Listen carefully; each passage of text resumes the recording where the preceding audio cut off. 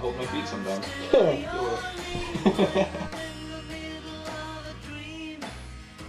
This is Eric Canan. So I know you're a teacher, a middle school teacher, right? You teach for Teach for America, and I know you're an improviser.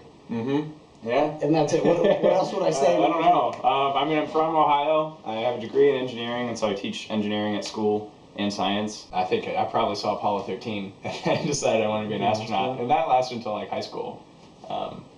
And then I was like, I was like thinking about aerospace engineering in the back of my mind. It was like, you know, I could still maybe be an astronaut. But I mean, I would take the chance to go to space like any day, for sure.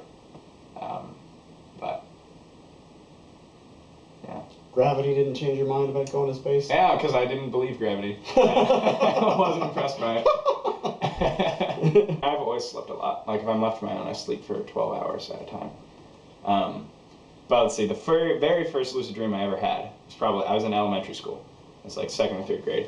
And I was hanging on a bath mat, like the suction kind you put on the ground, but it was like hanging on the wall in a shower. This is the dream. This is the dream, yeah. I was hanging on a bath mat, and there's this huge female Barney kind of dinosaur that was just taunting me, being really mean to me. And then it just occurred to me as I'm hanging there, this can't possibly be real. Like, this is nonsense. And so I started telling the dinosaur, like, you're not real. And then she got really upset and was telling me that she was real. And like we bickered back and forth for a while, and then I woke up. And then since then it's been just kind of like random. I've had some random lucid dreams. What made that a lucid dream? Just that you... Yeah, like I knew I was dreaming, and I talked about that I was dreaming in the dream. And I'd like stopped the dream pretty much and like took over and was like, wait a second, this isn't real.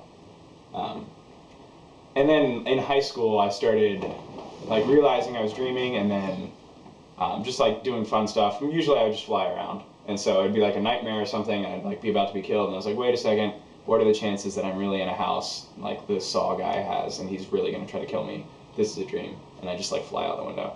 And it was awesome, and it was a lot of fun.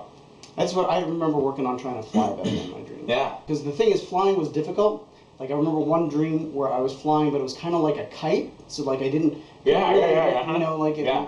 And then another time where I could control where I was going, but I was too fast and very low to the ground. And I was in the house, and I was worried I was going to hit the couch. That's funny. Yeah, one of the last dreams I had in high school, where I was like flying or could control my dreams, I was at this reservoir near my hometown, and there's a cliff along the water that doesn't really exist, but in the dream it was there. And I was like standing on top of this cliff, like trying to fly, and I couldn't do it anymore. And then it was like I was focusing, and I couldn't get off the ground. And so I ran and I jumped off the cliff, and it was like you're saying, where it's a kite, and I just kind of like fluttered and floated, but I couldn't pick up any altitude, and I slowly went down and down and down and down. Eventually, like my nose hit the water, and then I woke up. I had heard somewhere that you can like ask to speak to your subconscious when you're dreaming, and I was like, oh, that sounds cool. And so I thought I'd try it out. And the first time I did it, it was just unreal and very. And I mean, I think most of it is just like my own projections about what should be happening and like what would make it cool. Kind of like a Ouija board where like you're really the one making it happen, but it feels very different when you're in the moment. And so I was having this dream, and I realized I was dreaming, and then I just concentrated on saying over and over, like, I want to talk to the subconscious, I want to talk to my subconscious. And then it was as if it was like a camera on the scene of the dream, and the camera panned out. And the background that was around the scene was like an old Windows desktop with like the green grass and the blue sky and like the hills. And on the hill up on the right was a little like electric sign that had like a description of the dream, and a little man next to it. It reminded me of like a minion from what's that movie with the minions? Yeah. Despicable Me. Yeah. And he's like in a hazmat suit, a little guy with a little head, all in yellow and sealed up. And he pulled a lever next to the sign that had a description of the dream, and it switched and just said SUB, like subconscious, like we're gonna switch the dream to that. And then he just like walked out of the frame of the dream and was gone. And then the whole hill and the sky and everything blew away as if it were leaves. And it was just like a breeze blew it all away, and it was just darkness. And then it was like an unbelievably loud feedback from like a bass or something hooked up to an amp that just like shook me, and I woke up and I was just like ugh, and terrified. And just that whole day I was like at school like, what happened to me last night? But so your subconscious didn't want you messing with it at all. I guess not. I remember I used to like sleepwalk a lot, and I used to wet the bed a lot. Wait, you sleepwalked? Yeah, when I was little. I've done it at least once in Seattle, where I like woke up on the couch. But wow, I used to do it regularly when I was little. And and I would wet the bed, and sometimes, on rare occasions, they would both happen at the same time. And I would like pee on our suitcases or on my brother's ties before going to church. But you still sleepwalk. Yeah, I think so. And the lucid dreaming doesn't help with that. I don't know. I mean, it's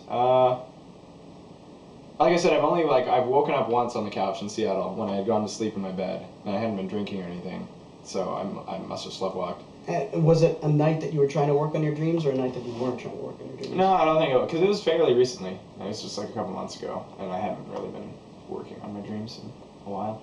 Because the reason I'm asking is I'm wondering if working on your dreams keeps you from doing it, or I don't know. See, I think my theory is that I still sleepwalk and use the bathroom, but I just know where to use the bathroom now when I was because like in college one time I like woke up trying to go to the bathroom, and I was like in my closet at my house in Springfield, but I thought that I was in my dorm room, and I thought that I was going into the bathroom in my dorm room.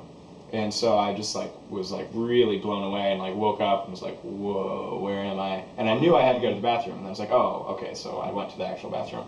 And then my thought also, when I woke up on the couch in Seattle, our downstairs toilet wasn't working, and so I had to go upstairs if I wanted to use the bathroom. So I'm thinking maybe I was asleep, and I went up to go use the bathroom, and then just slept on the couch afterwards, because it was upstairs. Thank you for doing that. So yeah, no problem. Thank you for having me.